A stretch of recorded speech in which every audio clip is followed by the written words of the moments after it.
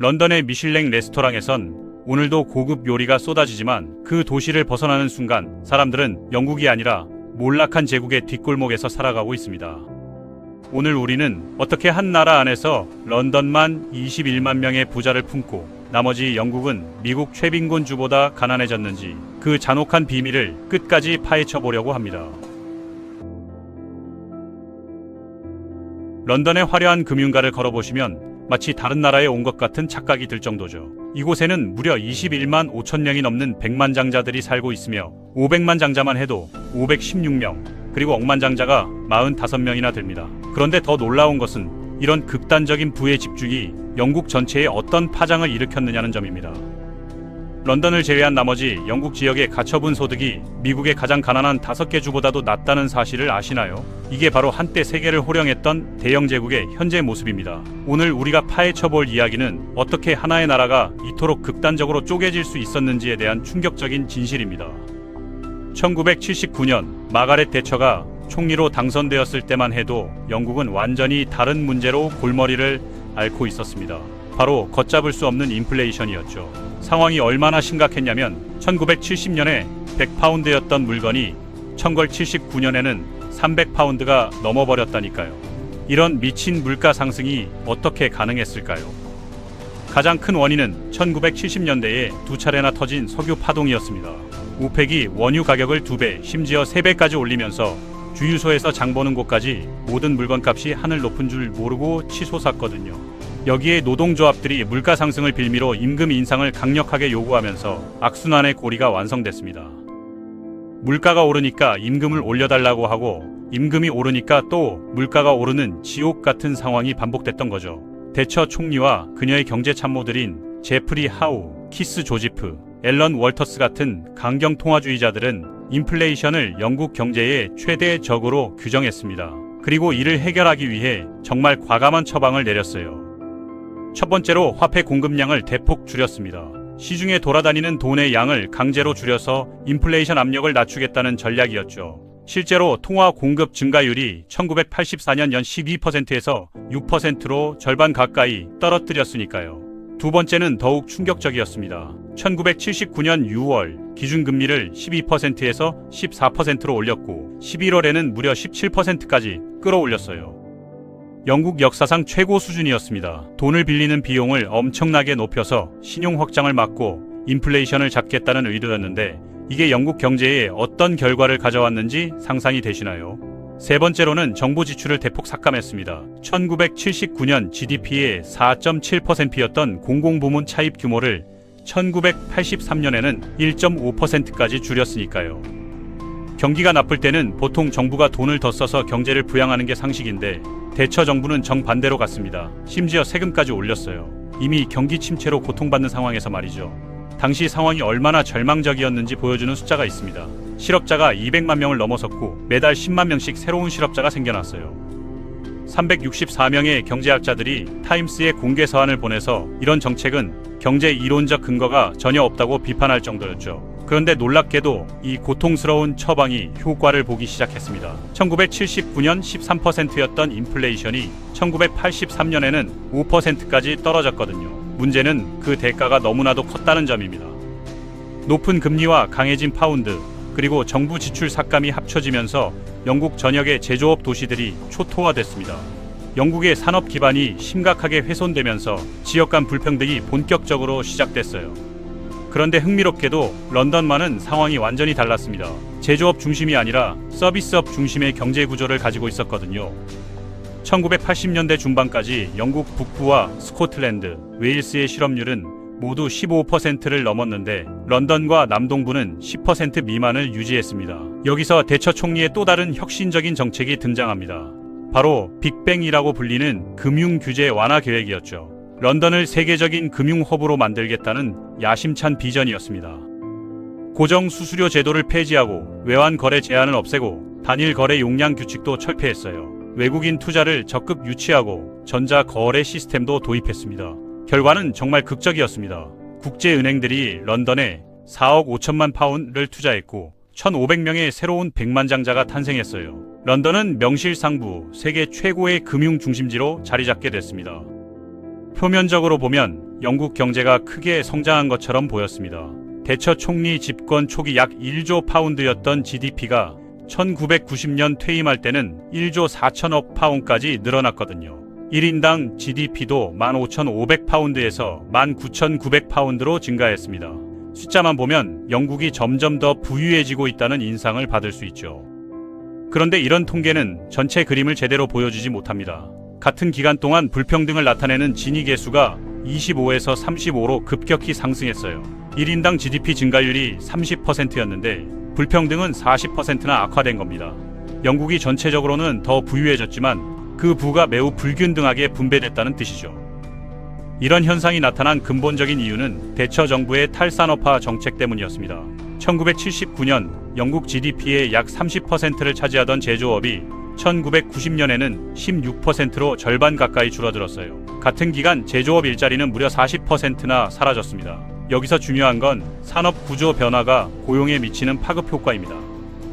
제조업과 서비스업은 일자리 창출 능력이 완전히 다르거든요. 제조업 공장이 하나 들어서서 직접 고용 100명을 창출하면 원자재 공급업체, 전력 공급업체, 운송업체 등을 통해 간접적으로 300명의 추가 일자리가 생깁니다. 1대3의 비율이죠. 은행업을 보면 직접 고용 100명당 간접 고용이 200명 정도 생기니까 1대2 비율입니다. 그런데 철강 제조업은 어떨까요? 직접 고용 100명당 간접 고용이 900명 이상 창출됩니다. 무려 1대9의 비율이에요. 금융 서비스업 전체로 봐도 1대 3.6 정도인데 이는 내구재나 비내구재 제조업과는 비교가 안 되는 순입니다. 이런 산업 구조 변화는 GDP는 늘릴 수 있지만 일자리 창출 효과는 훨씬 제한적이고 소득 집중도는 더욱 심화시킵니다. 적은 수의 고소득자들에게 부가 몰리는 구조가 되는 거죠. 그런데 문제는 일자리 개수만이 아닙니다. 일자리의 질 자체도 완전히 달라졌어요. 제조업 일자리는 대부분 정규직이었고 넉넉한 복리후생과 퇴직연금, 유급휴가, 건강보험, 병가 등이 보장됐습니다. 반면 서비스업에서 새로 생긴 일자리 대부분은 이런 혜택이 없는 저숙련 일자리였어요. 더욱 심각한 문제는 영국의 산업이 지역별로 특화되어 있었다는 점입니다. 남부에서는 새로운 서비스업 일자리가 늘어났지만 전통적으로 제조업에 의존했던 북부 지역들은 경제가 완전히 무너져 버렸죠. 오늘날 런던을 제외한 영국의 모든 지역이 전국 평균보다 가난하다는 충격적인 현실이 여기서 시작됐습니다. 실제로 런던 북쪽에 있는 모든 지역의 1인당 GDP가 영국 평균에 미치지 못해요. 런던과 남동부를 빼면 영국의 나머지 모든 지역이 전국 평균보다 가난하다는 뜻입니다. 이 정도면 정말 충격적이지 않나요? 그러면 당연히 가난한 지역 사람들이 부유한 런던으로 이주할 것 같은데 실제로는 그렇지 않았습니다. 많은 경제학자들이 영국 내에서 대규모 인구 이동이 일어날 거라고 예상했지만 완전히 틀렸어요. 영국인들은 다른 G7 국가들에 비해 지역 간 이동이 훨씬 적습니다. 오히려 런던에서 다른 지역으로 떠나는 사람이 들어오는 사람보다 많을 정도예요. 이유가 뭘까요? 런던의 평균 가구 소득이 다른 지역보다 14% 높은 게 사실입니다. 그런데 생활비까지 고려하면 상황이 완전히 달라져요. 주거비를 포함한 실질 소득은 단 1%밖에 높지 않거든요. 소득 상위 25% 계층이 아니라면 런던으로 이사하는 게 전혀 의미가 없는 셈이죠. 런던의 주택 가격이 영국 평균의 거의 2배나 되니까 같은 돈으로 얻을 수 있는 주거 여건은 훨씬 열악합니다. 그래서 런던에 심각한 노숙자 문제가 발생한 것도 놀랄 일이 아니에요. 서구 선진국에서는 보기 드문 광경이죠. 노숙자 권익단체 추산으로는 2024년 런던의 노숙자가 1만 3천 명을 넘는다고 합니다. 전년 대비 10% 증가한 수치이고 10년 전과 비교하면 무려 63%나 늘어났어요. 런던 시민의 2%가 노숙자인 셈인데 뉴욕이 0.8%, 토론토가 0.5%, 파리가 0.3%, 베를린이 0.3%, 암스테르담이 0.2%인 것과 비교하면 런던이 얼마나 특이한 상황인지 알 수 있습니다. 주택 위기의 원인 중 하나는 1980년 대처 총리가 도입한 구매할 권리 정책입니다. 공공임대주택 세입자들이 정부 할인가로 집을 살 수 있게 해준 제도였어요. 처음에는 주택은 33%, 아파트는 50% 할인해줬는데 나중에는 70%까지 늘어났습니다. 보수주의자들은 이게 좋은 정책이라고 말하지만 정부가 기본적으로 시장 가격보다 훨씬 싼 값에 부동산을 팔아준 셈이거든요. 주택 가격이 계속 저렴하게 유지될 보장도 없고요. 이런 정책은 현재 세대에게는 경제적 이익을 주지만 미래 세대에게 부담을 떠넘기는 결과를 낳습니다. 게다가 지방정부는 보증금 없는 모기지까지 제공했어요. 간단히 계산해보면 보증금 0%로 부동산을 사서 30% 할인받아 구매한 뒤 몇 년 후 시장 가격으로 팔면서 세금도 안 내도 되니까 은행에 가서 미소 지으며 돈을 받을 수 있었던 거죠. 이 문제가 런던에서 특히 심각했습니다. 1980년 런던에는 이런 공공임대주택이 약 71만 5천 채가 있었는데 이는 전체 주택 재고의 30% 정도였어요. 하지만 지금은 39만 채만 남아서 전체의 10%도 안 됩니다. 61%나 줄어든 거죠. 더 놀라운 것은 구매권을 행사해서 산 주택의 최소 40%가 현재 시장 임대료로 임대되고 있다는 사실입니다. 런던 주택 가격 급등의 또 다른 원인은 외국인 부동산 구매에 대한 규제가 전혀 없다는 점입니다. 외국의 백만장자나 억만장자들이 런던 부동산을 사는데 아무런 제약이 없어요. 2024년 1분기 런던 주거용 부동산 거래의 약 27%가 외국인 구매자에 의한 것이었습니다. 다른 주요 도시와 비교해보면 이 수치가 얼마나 비정상적인지 알 수 있어요. 뉴욕은 0.3%입니다. 런던이 90배나 높은 셈이죠. 상황은 더욱 악화되고 있습니다. 2016년 런던에서 새로 건설된 고급 주택의 20% 이상이 해외 주주를 최소 한 명은 두고 있었는데 그 비율이 2배로 늘어났어요. 이런 현상이 가능한 이유 중 하나는 영국의 비거주자 세제 혜택 때문입니다. 기본적으로 거주지가 해외에 있다고 주장하는 영국 거주자들이 영국의 해외 소득세와 자본이득세를 피할 수 있게 해주는 제도예요. 어떤 사람들은 이게 현명한 정책이라고 생각할 수도 있지만 매우 근시안적인 발상입니다. 이런 사람들이 해외에서 돈을 가져와 국내에서 쓰는 건 맞지만 동시에 주택 같은 희소 자원을 놓고 지역 주민들과 경쟁하게 되거든요.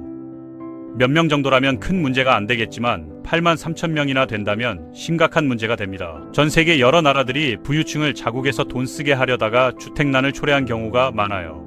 시드니, 멜버른, 밴쿠버 같은 도시들도 이런 함정에 빠졌죠. 게다가 부유한 외국인들은 경제에 기여하는 방식이 다릅니다.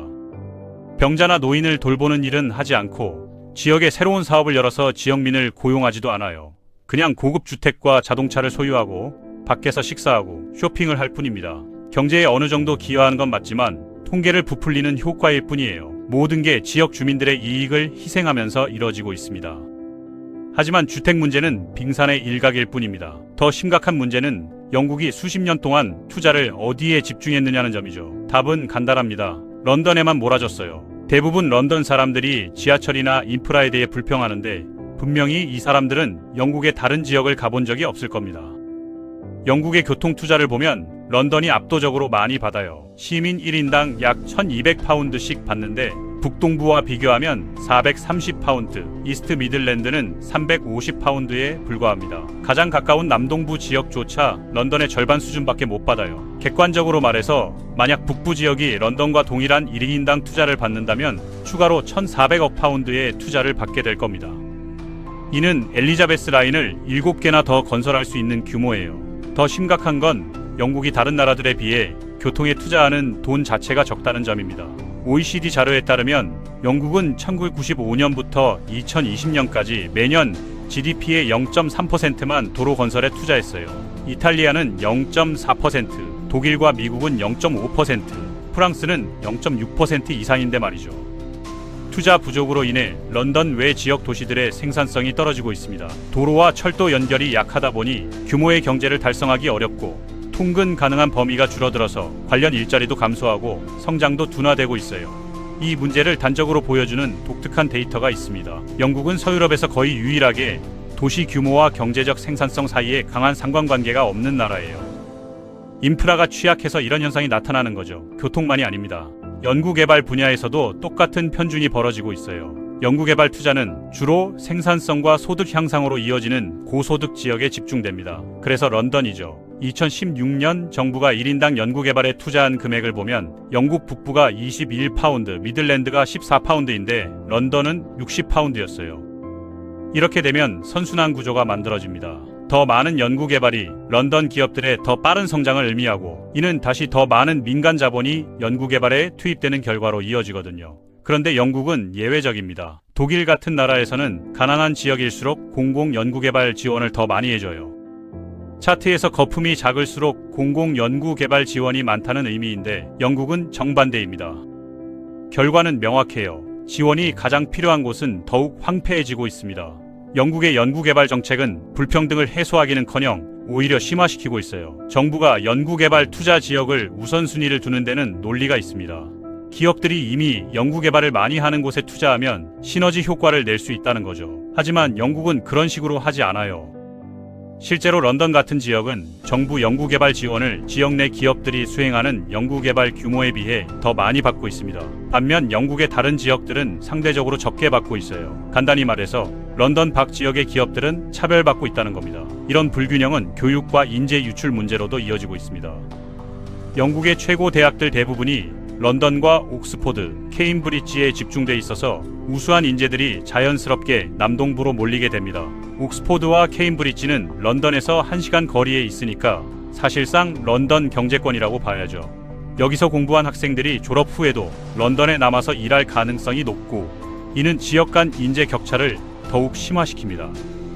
더 심각한 건 지방 대학들의 연구 예산이 계속 줄어들고 있다는 점입니다. 정부 연구비가 이미 런던 중심으로 배분되는 상황에서 민간 기업들의 연구개발 투자도 런던에 집중되니까 지방 대학들은 갈수록 경쟁력을 잃어가고 있어요. 결국 우수한 교수들마저 런던으로 떠나게 되고, 이는 다시 지방 대학의 연구 역량을 약화시키는 악순환으로 이어집니다. 브렉시트 이후 상황은 더욱 악화됐습니다. EU 탈퇴로 인해 유럽 연구 프로그램 참여가 제한되면서 영국 전체의 연구개발 예산이 줄어들었는데, 이런 상황에서도 런던 중심의 배분 구조는 전혀 바뀌지 않았어요. 오히려 파이가 작아지면서 지방 대학들의 상황은 더욱 어려워졌습니다. 이런 문제들이 복합적으로 작용하면서 런던과 나머지 지역 사이의 격차는 시간이 갈수록 더욱 벌어지고 있습니다. 런던은 글로벌 금융센터로서의 지위를 더욱 공고히 하면서 세계 각국의 자본과 인재를 끌어들이고 있는 반면, 영국의 다른 지역들은 산업 기반 붕괴 이후 아직도 뚜렷한 대안을 찾지 못하고 있어요. 특히 코로나19 팬데믹 기간 동안 이런 격차가 더욱 극명하게 드러났습니다. 금융 서비스업 중심의 런던은 재택근무가 가능해서 상대적으로 피해가 적었지만, 제조업이나 관광업에 의존하던 다른 지역들은 큰 타격을 받았거든요. 팬데믹이 끝난 후 경기 회복 과정에서도 런던이 다른 지역보다 훨씬 빠르게 회복되면서 격차가 더욱 벌어졌습니다. 정치적으로도 이런 지역 격차가 큰 영향을 미치고 있습니다. 브렉시트 국민투표에서 런던은 압도적으로 잔류에 투표했지만 영국의 다른 지역들은 대부분 탈퇴를 선택했어요. 이는 단순히 EU에 대한 견해 차이가 아니라 현재 영국 경제체제에 대한 불만이 반영된 결과였습니다. 런던 중심의 경제구조로 혜택을 받지 못한 지역들이 현 체제에 대한 분노를 브렉시트 투표로 표출한 거죠. 보리스 존슨이 레벨링 업이라는 구호를 내세우며 지역 격차 해소를 약속했지만 실제로는 별다른 성과를 거두지 못했습니다. 근본적인 정책 변화 없이는 이런 문제를 해결할 수 없다는 걸 보여주는 대목이죠. 리시 수낙 정부도 마찬가지입니다. 지역 균형 발전을 위한 정책들을 발표하고 있지만 여전히 근본적인 구조 변화로 이어지지는 못하고 있어요. 이런 이유들 때문에 런던 중심의 영국 경제 체제가 계속 공고해지고 있습니다. 연합왕국이라는 이름은 이제 빈 껍데기에 불과해요. 한때 번영했던 나라가 번영하는 도시 하나와 쇠퇴하는 나머지 지역으로 쪼개져 버린 겁니다. 토니 블레어가 한때 만화경이 흔들리고 있으며 모든 조각들이 끊임없이 움직이지만 곧 다시 자리를 잡을 거라고 말한 적이 있습니다. 그 전에 우리 주변 세계를 재편해야 한다고도 했죠. 하지만 20년이 지난 지금 제자리를 찾은 건 런던과 그 주변 지역뿐입니다. 안타깝게도 영국에는 여전히 번영의 요소들이 남아 있습니다. 하지만 그것들이 런던 밖 지역까지 퍼져나갈 수 있을 때까지는 이런 약속들이 계속 공허한 말에 그칠 것 같아요. 맞습니다. 영국은 여전히 부유한 나라죠. 여전히 권력과 위신을 가지고 있습니다. 하지만 그 모든 것이 템스 강을 따라 몇 평방킬로미터에 집중되어 있어요. 나머지 지역에게는 제국의 영광은 더 이상 존재하지 않습니다. 공장들은 사라지고 미래는 점점 더 암울해지고 있죠. 런던에서는 미슐랭 스타 레스토랑에서 고급 요리를 즐기는 반면 영국의 다른 지역 사람들은 길거리에서 남은 음식을 찾아 헤매는 길고양이 같은 처지가 되어버렸습니다. 이게 바로 한때 세계를 지배했던 대영 제국의 현주소입니다.